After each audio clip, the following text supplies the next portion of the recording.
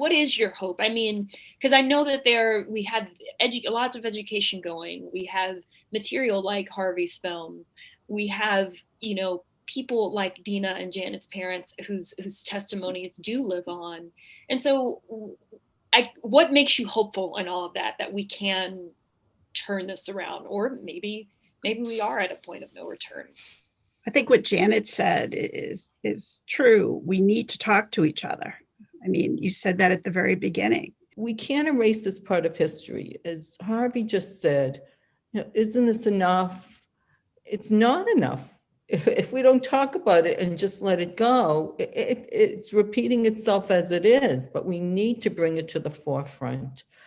And I know that the torch has been passed, like to Dina and to myself, and the second and the third generation, that our children and grandchildren will continue the legacy about their parents and grandparents.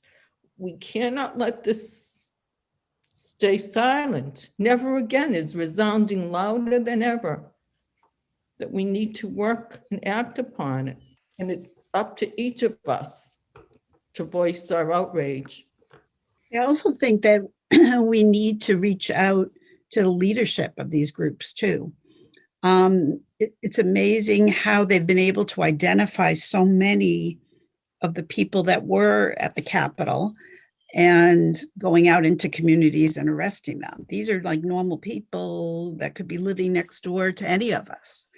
And I think getting to the leadership is very, very important as well. When I was in school in the 20th century, I didn't have anything about the Holocaust in my education books, in my history books. I went to school in Boston. I would ask my parents about it. They would talk about it. But it wasn't until I started in college, and then the movie Holocaust came about and people were more aware of it.